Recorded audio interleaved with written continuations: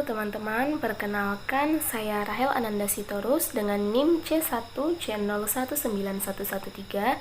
Saya dari kelas R13 Akuntansi Angkatan 2019 Fakultas Ekonomi dan Bisnis Universitas Jambi. Video ini saya buat guna memenuhi tugas mata kuliah penganggaran saya yang diampu oleh Bapak Wirmi Eka Putra SE MSI. Nah, di video saya kali ini, saya akan menjelaskan materi mengenai penyusunan anggaran jangka pendek. Nah, sebelumnya kita harus tahu dulu apa itu penyusunan anggaran.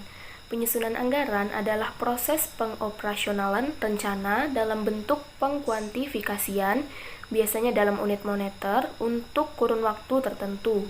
Anggaran merupakan rencana yang diungkapkan secara kuantitatif dalam unit moneter untuk periode 1 tahun. Nah, dalam pengelolaan perusahaan, terlebih dahulu manajemen menetapkan tujuan dan sasaran, dan kemudian membuat rencana kegiatan untuk mencapai tujuan dan sasaran tersebut. Dampak keuangan yang diperkirakan akan terjadi sebagai akibat dari rencana kerja tersebut, kemudian disusun dan dievaluasi melalui proses penyusunan anggaran. Nah, contoh dari anggaran jangka pendek ini yaitu ada anggaran penjualan, anggaran produksi, anggaran pemakaian bahan langsung, anggaran pembelian bahan baku, anggaran upah langsung, anggaran pembelian biaya overhead, anggaran persediaan bahan baku dan barang jadi, anggaran biaya penjualan dan promosi, anggaran biaya administrasi, anggaran kas, dan yang terakhir anggaran piutang, dan lain sebagainya. Yang selanjutnya yaitu tahapan penyusunan anggaran perusahaan. Tahapan dalam penyusunan anggaran perusahaan ini terdiri dari 4 tahap. Yang pertama yaitu penentuan pedoman anggaran.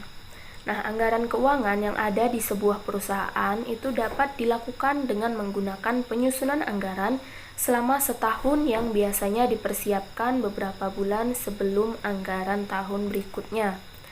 Lalu tahap yang kedua yaitu persiapan anggaran keuangan. Persiapan anggaran keuangan perusahaan ini tidak hanya dilakukan oleh tenaga bagian penyusun anggaran, akan tetapi juga dibutuhkan kerjasama dengan tenaga keuangan serta tenaga umum yang ada di perusahaan tersebut. Lalu tahap yang ketiga yaitu penentuan anggaran perusahaan. Tahapan penyusunan anggaran yang ketiga yaitu berupa penentuan anggaran perusahaan. Nah, tahapan yang ketiga ini terdiri dari 3 tahap lagi, yaitu yang pertama perundingan antara masing-masing karyawan untuk menyesuaikan rencana akhir setiap komponen anggaran. Lalu tahap yang kedua yaitu melakukan koordinasi dan penelaahan komponen anggaran perusahaan. Lalu yang ketiga yaitu melakukan pengesahan serta pendistribusian anggaran secara merata. Lalu tahap yang keempat setelah tahap penentuan anggaran perusahaan yaitu pelaksanaan anggaran.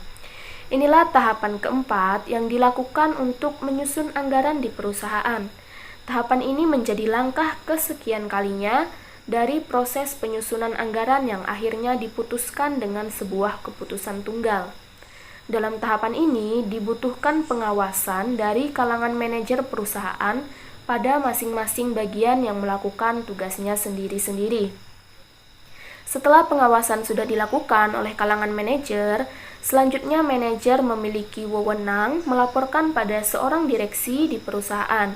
Nah, inilah alur final dari penerapan anggaran di sebuah perusahaan. Nah, selanjutnya kita cermati skema dari anggaran kas jangka pendek berikut.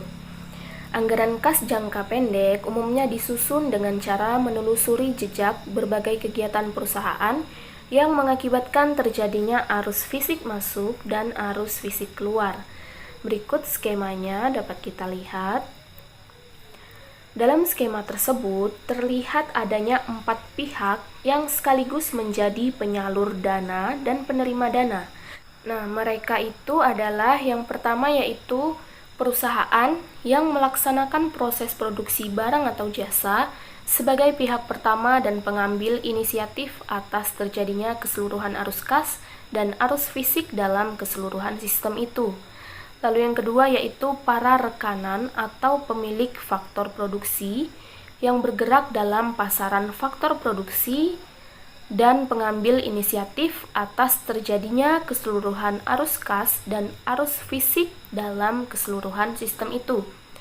Lalu yang ketiga yaitu konsumen atau pembeli produk perusahaan, merupakan pihak yang membutuhkan produk perusahaan untuk dikonsumsikan sendiri atau dijual kembali. Dan yang keempat yaitu pemilik dana atau pemerintah, adalah sebagai pihak yang mempercayakan modalnya untuk digunakan oleh perusahaan. Nah, itu tadi penjelasan materi mengenai penyusunan anggaran jangka pendek. Jika terdapat salah-salah kata atau penyampaian yang kurang berkenan, mohon dimaafkan. Dan semoga video pembelajaran ini dapat bermanfaat bagi kita semua. Sekian, terima kasih.